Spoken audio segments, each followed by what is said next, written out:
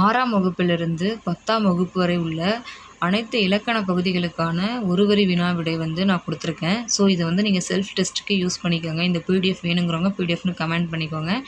அதுக்கு முன்னாடி நம்மளோட சேனலில் இந்த பிடிஎஃப்க்கான எக்ஸ்ப்ளனேஷன் 2 பார்ட்டாக நான் அப்லோட் பண்ணியிருக்கேன்.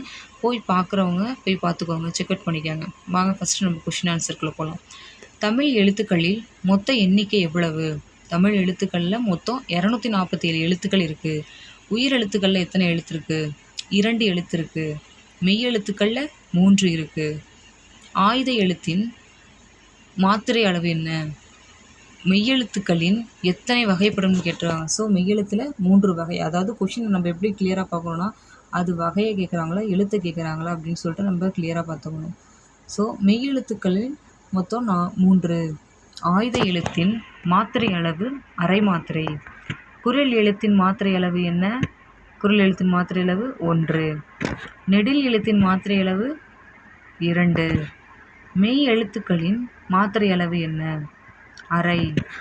இடையின எழுத்துக்கள், வல்லின எழுத்துக்கள், மெல்லின எழுத்துக்கள்னு சொல்லி கேட்டிருக்காங்களா? ஸோ நம்ம இது எழுதுகிறப்ப கன்ஃபியூஷன் ஆயிக்காமல் ஃபஸ்ட்டு வல்லினம், மெல்லினம், இடையினம்னு எழுதிட்டு வல்லினத்துக்கு கசட தபர, லாஸ்ட் ஒன் என்ன இருக்குது? இடையினத்துக்கு எரள வளல, இடையில என்ன இருக்குது? இடையினம் எங்கன நம்மன. ஸோ அந்த ஒரு பாடல் ஞாபகம் வச்சுக்கேன். கசட தபர எரள வளல எங்கன நம்மன அப்படின்னு சொல்லிட்டு. ஸோ அதை ஹிண்ட் மாதிரி வச்சுக்கிட்டிங்கன்னா இந்த ஆன்சர் நீங்கள் கிளிக் பண்ணிக்கலாம். Next question. சாரிய எழுத்துக்கள் எத்தனை வகைப்படும்? சாரியை 2 வகைப்படும். சார்பெழுத்துக்கள் எத்தனை வகைப்படும்? சார்பெழுத்துக்கள் 10 வகைப்படும். குற்றிய லுகரம் எத்தனை வகைப்படும்? குற்றிய லுகரம் 6 வகைப்படும். நெக்ஸ்ட்டு, குற்றிய லிகரம் இடம்பெறும் இடங்கள் எத்தனை? குற்றிய லிகரம் இடம்பெறும் இடங்கள் 2. சுட்டெழுத்துக்கள் எத்தனை வகைப்படும்? சுட்டெழுத்துக்கள் 3. வினா எழுத்துக்கள் எத்தனை? 5 எழுத்திற்கு. போலி எத்தனை வகைப்படும்? 3. அளபெடை எத்தனை வகைப்படும்? அளபெடை 2 வகைப்படும். உயிரளபெடை எத்தனை வகைப்படும்? 3 வகைப்படும். ஒற்றளபெடை எத்தனை எழுத்துக்கள் அளபெடுக்கும்? ஒற்றளபெடையில் மொத்தம் 11 எழுத்துக்கள் அளபெடுக்கும். சொற்கள் எத்தனை வகைப்படும்? சொற்கள் 4 வகைப்படும். பெயர் சொல் எத்தனை வகைப்படும்? பெயர் சொல் மொத்தம் 6 வகைப்படும். வினை சொல் எத்தனை வகைப்படும்? வினை சொல் 2 வகைப்படும். பகுபத உறுப்புகள் எத்தனை? பகுபத உறுப்பு 6. பகாபதம் எத்தனை வகைப்படும்? பகுபதம் 2, பகாபதம் 4. வேற்றுமை உருபுகள் எத்தனை வகைப்படும்? வேற்றுமை உருபுகள் 8. முதல் வேற்றுமை எவ்வாறு அழைக்கப்படுகிறது? முதல் வேற்றுமை எழுவாய் வேற்றுமை. 2ஆம் வேற்றுமை செய்யப்படு பொருள். 3ஆம் வேற்றுமை பணிநிலை அப்படின்னு சொல்லுவாங்க, அதாவது பயனிலைன்னு சொல்லுவாங்க. 8ஆம் வேற்றுமை வெளி வேற்றுமை அந்த மாதிரி சொல்லுவாங்க. 8ஆம் வேற்றுமை எவ்வாறு அழைக்கப்படுகிறது? சொன்னது தான் வெளி வேற்றுமை. தொகை நிலை தொடர்கள் எத்தனை வகைப்படும்? 6 வகைப்படும். தொகாநிலை தொடர்கள் எத்தனை வகைப்படும்? தொகாநிலை 9 வகைப்படும். உவமை தொடரில் மறைந்து வரும் உருபு எது? உவமை தொடரில் மறைந்து வருவது உவம உருபு. பண்பு தொகையில் வெளிப்படையாக வரும் சொல் எது? பண்பு தொகையில் ஆன, ஆகிய அப்படின்ற சொல் வெளிப்படையாக வரும். இரு பெயரொட்டு பண்பு தொகைக்கு எடுத்துக்காட்டு தருக. இரு பெயரொட்டு பண்பு தொகைக்கு எடுத்துக்காட்டு சாறை பாம்பு. அன்மொழி தொகை என்பது என்ன? அன்மொழி தொகை என்பது அல்லாத மொழி தொகாது வருவது. இதுக்குண்டான எக்ஸ்பிளனேஷன் நம்மளோட வீடியோவில் இருக்குது, செக் பண்ணிக்கோங்க போய். உரி சொற்கள் எதனை சார்ந்து வரும்? உரி சொற்கள் பெயர் மற்றும் வினை சொற்களை சார்ந்து வரும். சால, தவ, நனி என்பவை எவ்வகை சொற்கள்? இது எல்லாமே உரு சொற்கள் சார்ந்தது. மலர் போன்ற கை, இதில் பயின்று வரும் அணி என்ன? இதில் என்ன அணி பயின்று போல போன்றெல்லாம் வந்துச்சுனாலே உவமை அணி. நெக்ஸ்ட்டு கை மலர், இதில் பயின்று வரும் அணி. கையை மலராக உருவகப்படுத்திருக்கிறதுனால இது வந்து உருவக அணி. நெக்ஸ்ட்டு சொற்களின் வகைகளில் பொருந்தாதது எது? பெயர்ச்சொல், வினைச்சொல், இடைச்சொல், உரிச்சொல் தான் சொற்களோட வகைகள். இதில் எழுத்துச்சொல் அப்படிங்கிறது இதில் பொருந்தாது. வினா சொற்களில் ஏ என்பது எவ்வகை எழுத்து? ஏ என்பது வினா எழுத்து. யாப்பு இலக்கணத்தின் உறுப்புகள் எத்தனை? யாப்பு இலக்கணத்தில் உறுப்புகள் 6. நெக்ஸ்ட்டு அசைகள் எத்தனை வகைப்படும்? நேரசை, நிறையசைன்னு அசை வந்து மொத்தம் 2 வகைப்படும்.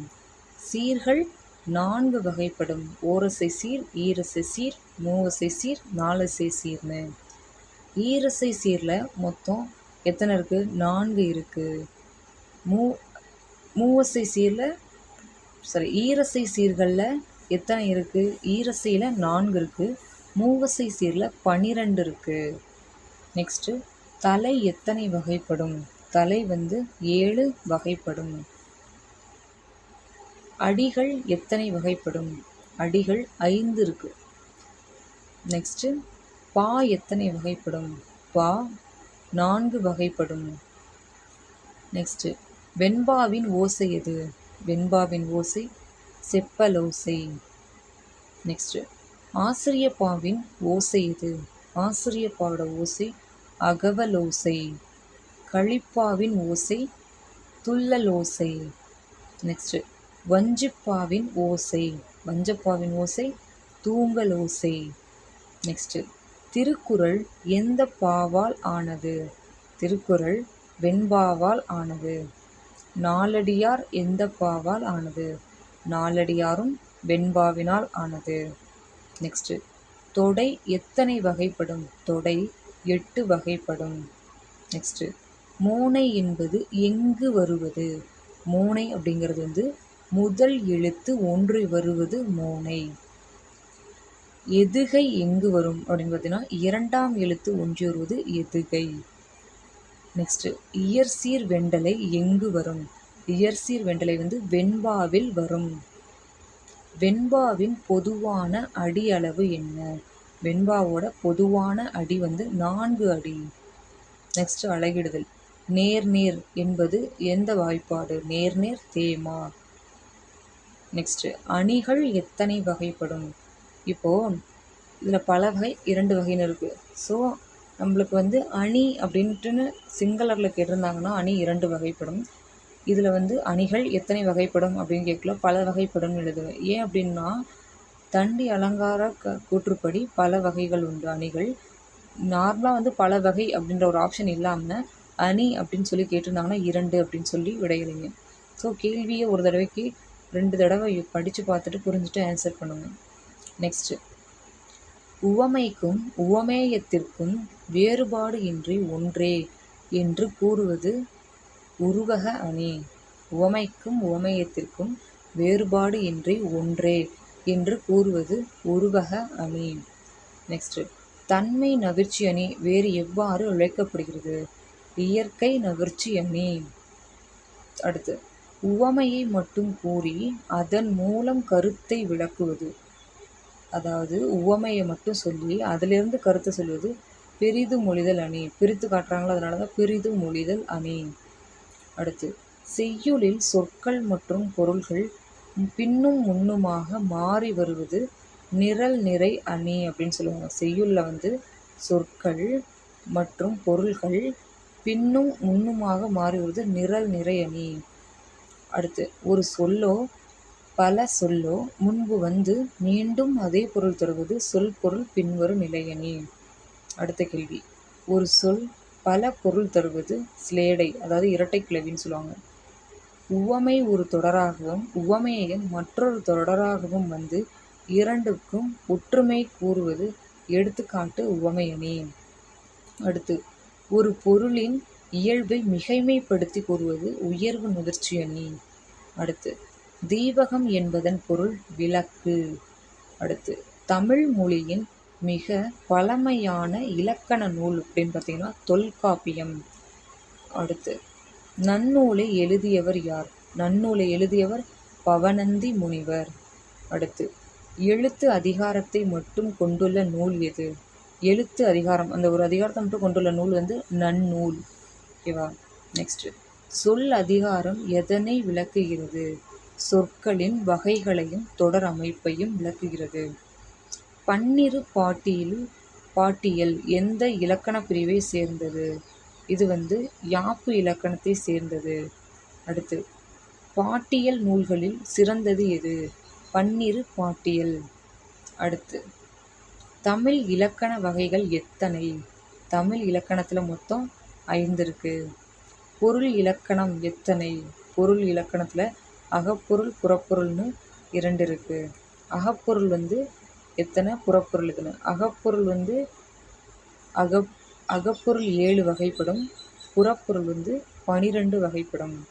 நெக்ஸ்ட்டு, பெயர் சொல்லின் வகை அல்லாதது எது?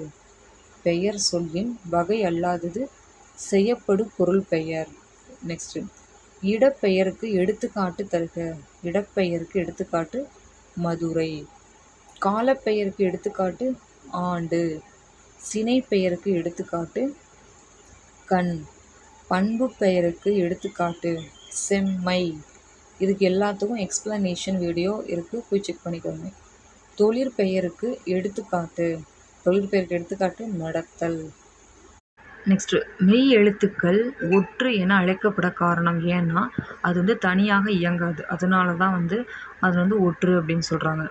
ஆயுத எழுத்தோட வேறு பெயர் என்ன? ஆயுத எழுத்துக்கு வேறு பெயர் வந்து முப்பார் புள்ளி, 3 புள்ளி இருக்கும்ல, அதான். நேரசை எவற்றில் வரும்? நேரசை வந்து குரில் தனித்தோ இல்லை நெடில் தனித்தோ அல்லது குரில் வந்து ஒற்றுடன் சேர்ந்தோ நெல் ஒற்றுடன் சேர்ந்து வரும்போது நேரசை வரும். நெக்ஸ்ட்டு, நிறையசை வந்து இரு குரில் அல்லது இரு நெடில் இணைந்து வரும்போது. உவம உறுப்புகளில் வராதது எது? போல, புல, புறைய, இது எல்லாம் வந்து ஒப்ப, இதெல்லாம் வரும். இதில் வந்து போல, புறைய, ஒப்ப, இது எல்லாம் வந்து உவமை உறுப்பில் வரும். புல அப்படிங்கிறது வராது. தமிழ் இலக்கணத்தின்படி ஈற்று சீர் என்பது எந்த பாவில் முக்கியமானது? இந்த சீர் வந்து வெண்பாவில் முக்கியமானது. ஸோ இதோட இன்னொரு இம்பார்ட்டண்டான விஷயம் என்னென்னா, நீங்கள் இந்த 92 கொஸ்டினையும் வந்து நீங்கள் ஒரு நோட்பேட் வச்சு டெஸ்ட் எழுதிக்கோங்க. கீழே வந்து உங்களுக்கு வந்து வினா விடைக்கான ஆன்சர் எல்லாமே இருக்குது. ஸோ உங்களுக்கு ஏதாவது டவுட் அப்படின்னா இதை நீங்கள் செக் பண்ணிக்கோங்க. உங்களுக்கு பிடிஎஃப் வேணும் அப்படின்னா நீங்கள் வந்து பிடிஎஃப்னு சொல்லிவிட்டு கமெண்ட் பண்ணுங்கள். உங்களுக்கு நான் வந்து பிடிஎஃப் வந்து சென்ட் பண்ணுறேன். தேங்க்யூ.